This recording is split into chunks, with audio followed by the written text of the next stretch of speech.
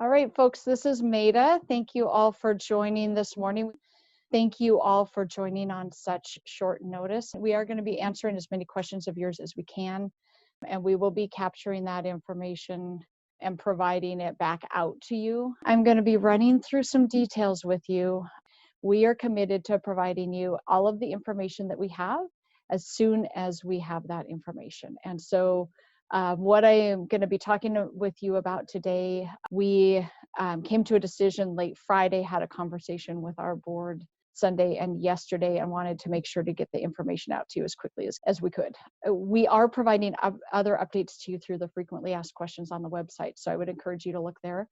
But if updates are important, we're going to be providing them through a venue like this. So at this point in time, I'm going to pull up a presentation.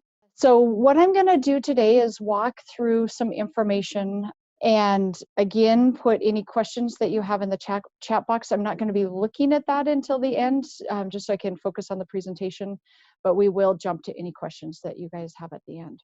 As you all know, the governor's stay-at-home order that came into place a few weeks back did a couple of things. Essential services only are open. Bars and restaurants are closed except for takeout and delivery. At that same point in time, video lottery was powered down, mostly because that sits inside the bars and restaurants. That was powered down at the same point in time as a part of all of those orders. So what does that mean for us? The reason that we're having this call today is not because I have any new information. I don't have any new information, but as we've continued through this process in conversations with our chief financial office, in conversations with our board co-chairs and others, what became very clear is the challenge is what we don't know. So there isn't I'm not here to report to you some information about lottery revenues. We simply don't know that information yet. What I want to give you by way of background so that you have the same context that I do as we move forward and I made the decision that I'll be talking to you about shortly. I want you to have the context of our budget. So first, we receive quarterly distributions of our lottery revenues. That means every quarter we get the 3 prior months worth of funding comes to us, and then that's the funding that we have available to spend. That is budgeted at the beginning of the biennium, but we don't know what those revenues are going to look like until we actually receive those distributions. And so early on in the revenues that we were receiving in what we call our quarters, in our first 3 quarters, so that was last August, last November, and February, our revenues exceeded expectations. If you guys can think back to prior to COVID, back in January, the state was talking about $1 billion surplus in its revenues. That a portion of that included lottery revenues. So we were in a very good position. That is good because that money comes straight into our checking account that can be spent for grant awards. At the same time, for those of you who've been around OWEB for a while, you know that there are a number of grants that we fund at the beginning of the biennium that are biennial grants. So capacity grants are one example. That is, it is a grant, it is funded for the whole biennium, it is funded at the beginning of the biennium. What that means is we spend a higher percent of our spending plan in the first half of the biennium than we do in the second half. So the capacity grants, for example, that are being spent at the beginning of the biennium are 16% of our budget. What that means is that because we had extra revenues and because we had additional expenditures, we are actually fairly even between our grant revenues and the grants that we have awarded. So if you think about it like a checking account, which I'm told by our fiscal people, that's probably a bad example, but if you think of it like a checking account, and your grant agreement is a check, we have enough money in our checking account to cover those grant agreements that have been funded so far. So that's a good thing. What it means, though, is that we have to start paying attention to the revenues that are coming in the future as we think about awarding new grants. That we're left with a lot of uncertainty. I mentioned this a little bit at the beginning. We don't know the fiscal impacts of the stay-at-home order. There is no extra information that I have that you don't. We just don't know. That said, there's a point in time in the near future that we will know. So in early May, we get our next quarterly distribution. That will have a piece of the impact of closing down lottery. In addition, there's a forecast that comes out in May that tells us what our future revenue projections will be. So those two things are coming, and they're coming pretty soon. They're just not here right now. So we don't have the information that we need to have right now. So in conversations with the co-chairs, I have decided it is prudent for us to pause on awarding new grants until we have new information. If I was sitting on our board side, the first question that I would ask as we are awarding new grants is, do we have money in that checking account to cover these awards? And right now, we're just uncertain about that. We need to wait till we have more information. So what I'm going to do now, the meat of the presentation is here. I'm going to walk through what our next steps are, and then I'm going to walk through what our messaging is for that. And then we're going to open it up to the chat room for any questions that have come up. And if you have questions, again, you can enter them now. We'll just grab them at the end of the call. The first thing that we are going to be doing is placing a pause on all board financial awards and budget decisions for all grant types as of close of business last Friday. And again, this was a decision we came to not lightly last Friday, and we've chosen that as our date. What this means is, for those of you who are involved in the open solicitation grant cycle that the board was going to be considering in 2 weeks, those grants are on a pause. All grant types: acquisitions, monitoring, stakeholder engagement, restoration, technical assistance, all of those. In addition, there are a set of awards that are delegated to the director to move forward. Those are grants like small grants, focus investment partnerships, where at the beginning of the biennium, there's what we call a holding account. But the grants themselves have not been necessarily written. So those are things like focus investments and small grants. We are pausing those as well. So for those, if you did not have a grant agreement in place, or what we call for focus investments, a director's award memo in place as of close of business last Friday, we are pausing on those grants. And I know there will be questions about that. So I want to make clear, this is every grant type that we have that doesn't either have a grant agreement or a director's award memo for a project in place. We are pausing on those grants. The second piece is that in order to move quickly, once we know what our financial situation is, we're planning to hold 2 board meetings. The first board meeting will be the 3rd week in April, coming up in just a couple of weeks. We have talked with the board and in agreement with the co-chairs that first meeting will just address non-financial decisions. So things like rulemaking that we have in front of the board, we're going to be addressing that at our April board meeting. We will then be holding a second meeting, and at this point in time, I think that we will be holding it in early June.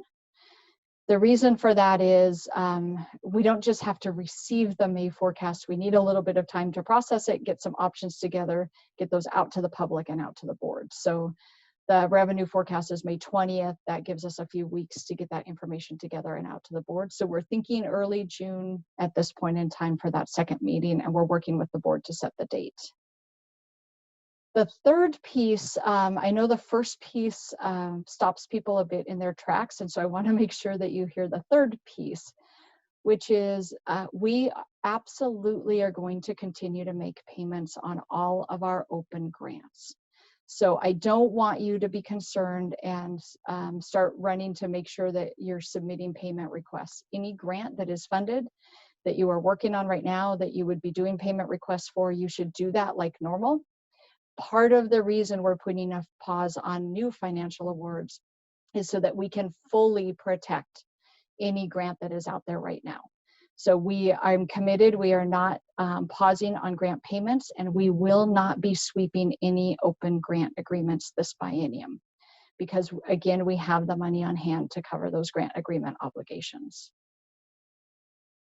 The last piece, and this may seem a little bit counterintuitive, but at this point in time, we plan to accept applications for the spring 2020 grant cycle. The reason that we're doing that, we've moved that date from April 27th to May 11th is the deadline for the spring grant cycle. The reason we're doing that is twofold. One, as we do understand revenues, having the applications in hand allows us to move forward quickly and flexibly if we have those applications on hand and don't put a full stop on that process. Second, if there are, and we have no idea, so again, I don't have a crystal ball that you guys don't, if we have any chance of funding from a federal stimulus, it would be good for us to know what types of projects that we have on hand that might potentially fit into one of those funding sources. We have no idea. There's a lot of conversations. We just want to be prepared if they happen.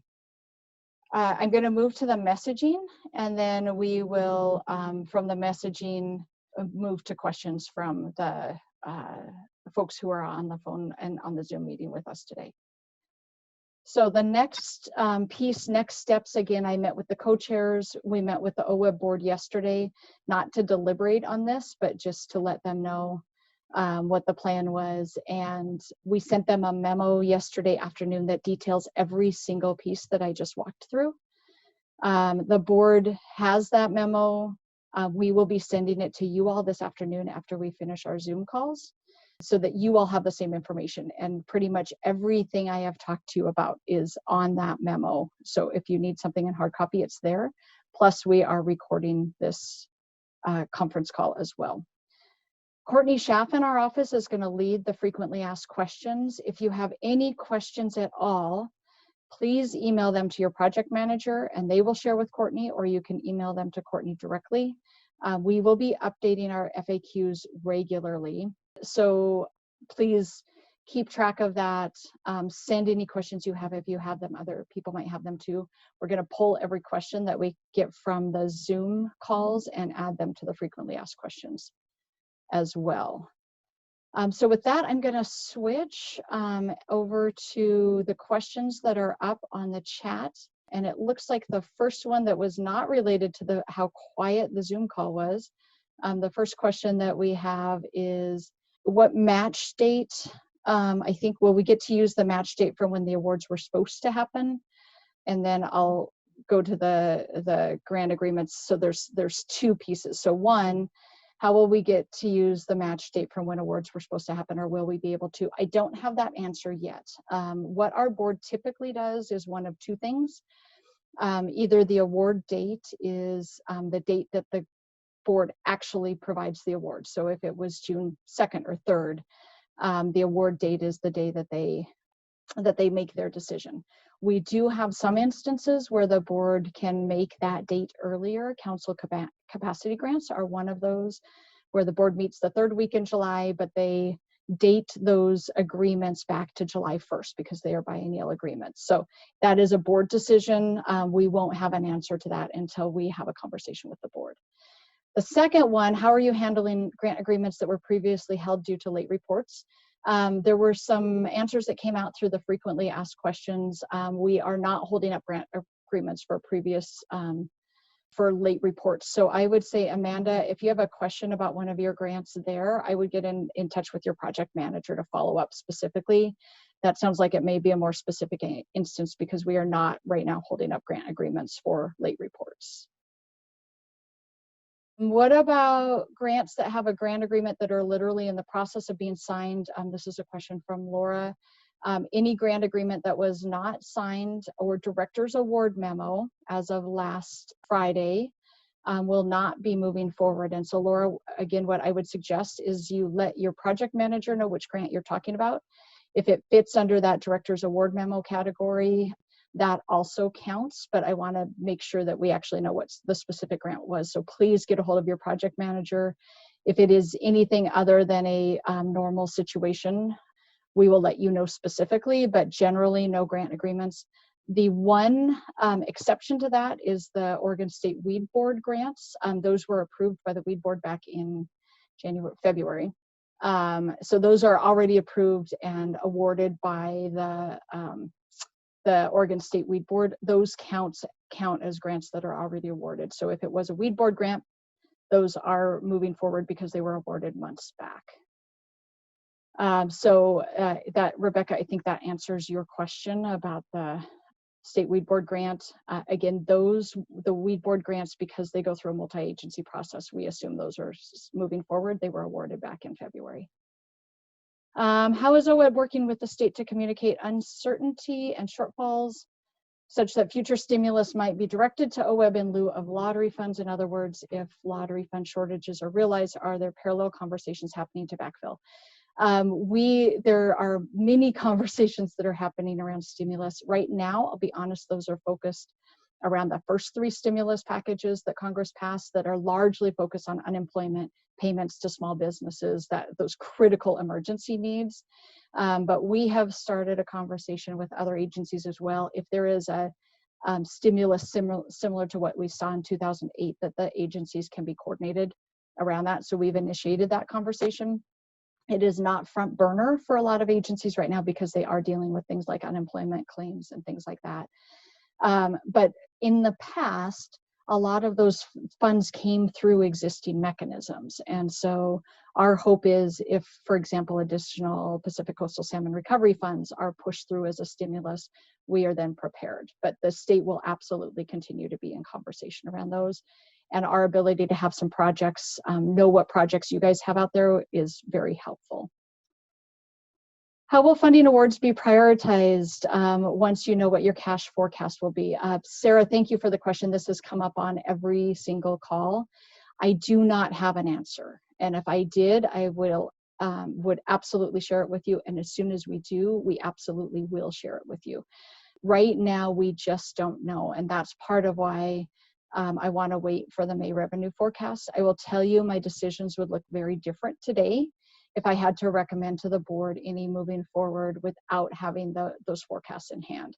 So we really want to see what that looks like. We want to look at the range of options that are out there. And as quickly as we can do that, we will get back to you with the set of approaches we'll take to the board. I would guess it probably won't just be one approach that we'll be putting in front of the board. So more to come on that. Again, as we move forward, we will be putting information either up on the FAQs or we will be holding other calls like this. So as we make those decisions, we will let you know. Do you have an idea of what will happen to grants that were planned to go to the OWEB board from the last cycle? So could you clarify? I'm not sure what you mean by the last cycle. The ones I've been talking about all the way along are the ones that would be coming to the board. You submitted them in October. The board was going to be considering them at their April meeting. Those are the agreements that are on pause, and they won't be considered until the board meets in June and we have the revenue forecast. So if that was the question you have, that's the answer. If you had a different one, please go ahead and type it back into the chat. Is OWEB considering an enhancement increase to council support in the latter part of the biennium, even at the expense of reducing the open solicitation funding pool? We do not have any decisions on anything like that. Enhancements to council capacity, shifts to other award funding, those are all things that we have to look at in light of what revenue forecasts might be. So we do not have, I would say, on any of those kinds of questions, we don't have an existing deliberation around enhancements or what we would be doing with our other expenses. Will applications from the previous cycle, so I'm going to call that the one that the board is considering in April, going forward be considered first for funding prior to any new applications yet to be considered? We have not made a decision on this either. We will be moving forward those conversations with the board at the June board meeting. What I will say is our hope is to get information back to you all before the May 11th deadline so that you know exactly what our recommendation would be. So I don't, Amanda, have an answer to that yet.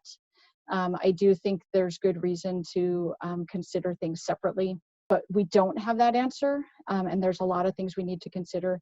That said, our plan is to get you that answer as quickly as we can as we're working through this range of options. again, given that we came to this decision last Friday, what we wanted to do is get as much to you as we can right now, and we will update you as we know more. So really appreciate that. And the other questions that I'm not able to answer yet. So I'm looking at the chat.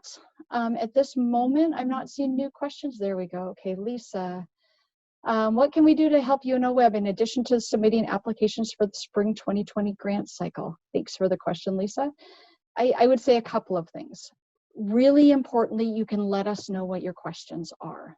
Because again, if somebody from, I'm saying Long Tom Watershed, just because I can see you guys on the screen, the Long Tom Watershed happens to have a question, probably somebody else does too. So trying to internally roll the dice and see what you think OWEB would say is not helpful for you, and it isn't helpful for us. Send us the questions. It very likely might be something we haven't thought of. It gives us some time to huddle up at 6 feet apart or by telephone with our staff to figure out the answers to those. So please send us your questions.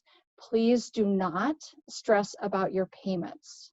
Our staff are, I think, doing an amazing job with having to be physically distanced. We're processing our payments every week and getting them out to you. If there is, I sound like it's a run on the banks. If there's a run on the OWEB funding, it just slows down what our staff is able to do in the social distancing. So please submit payment requests as you have them, but please don't worry about needing to submit them under some kind of timeline. So Lisa, those are two things that would be incredibly helpful right now. And submit some applications in the spring cycle so we can see what we have coming. All right, does this pause apply to land acquisition applications? Yes, it does. We had a couple of land acquisition applications that were in the cycle to be approved, and those are on hold until we have our budget decisions as well. Given the uncertainty and difficulties of project development because of social distancing, would it make sense and be possible to extend the upcoming solicitation deadline further? Thank you for the question. Let me take that back to our team, and we'll have a conversation about it and see what might make sense. I appreciate you raising it, and we will definitely take that into consideration. We will send you a note if that shifts and let you guys know and add it to the FAQs. Can you expand a little bit more on the concept of submitting applications in the spring cycle? I can try, but I'll tell you, Jared, I don't have a lot more information. I think for a couple of reasons it's helpful.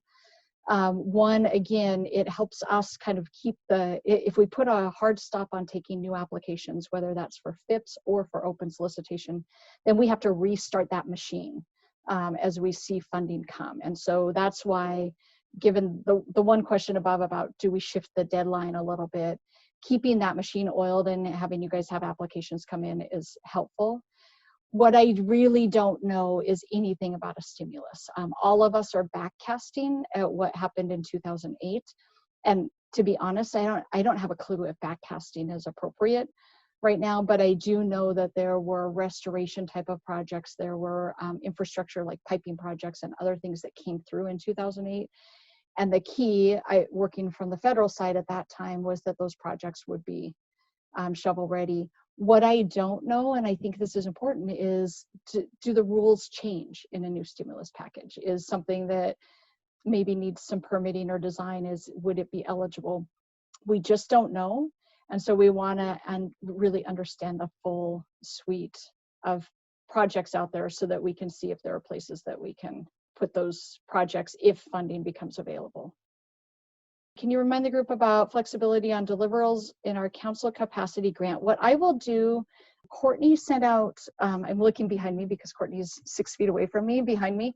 Courtney sent out a letter yesterday around council capacity grants. I'll have her resend that out to you all so that I don't repeat it on the phone. And then as you have other questions that maybe are not addressed, please then send those back to Courtney and we'll get them addressed in the frequently asked questions. So please look again for that memo coming out from Courtney. To make sure we convey to project partners accurately, if a project in the current slate of proposals is recommended, but at the bottom of the ranking list, there's a chance that this project no longer makes the cut. Again, I'm going to say this is a full pause right now. So I'm not even going to speak to what the chances are, where a project is ranked, and what that looks like. There are a number of options we can put in front of the board. So I am not at this point in time going to say what I would say if I was in your shoes, because if I was in your shoes, I would say I don't know. Coming as the director of OWEB, I don't know. One of the things we have talked about, your question about, do we have to go through a full resubmit if it's not funded? We are trying to work through options that would allow those projects not to have to be resubmitted, those ones that were above the line. I don't know if that will happen or what it will look like, but we will get information to you all before May 11th, just to give you an indication of what we're thinking there. So more to come on that piece. But in terms of where something is ranked, I just can't give you an answer at this point in time. What about projects that were recommended for funding in the fall cycle, didn't make the funding cut? Do those need to resubmit even if they are shovel ready? So a project that was recommended but didn't make that initial funding line that you all saw, those, just like any other program, would be a resubmit. So we do the same thing. If it's below the funding line, those would be part of a resubmit. Your question about even if they are shovel ready is a good question. There may be criteria in a federal stimulus that are different than OWEB's criteria. So we could be sending something to a stimulus program that wasn't funded by OWEB, but may fit somebody else's criteria. So those projects, you choose, Marie, whether you want to resubmit them. That is completely up to you. If it was below the funding line, the process is exactly like it was before. If you want to resubmit, you resubmit. And then we'll be looking at all options in terms of stimulus. But if you want it to be considered for OWEB funding, you would need to resubmit. Eric Williams, did I get that right? Oh, thank you. Eric said it in the text. He's so much more savvy than I thought he was. Thanks, Eric. So I'm going to just wrap up with a couple of things.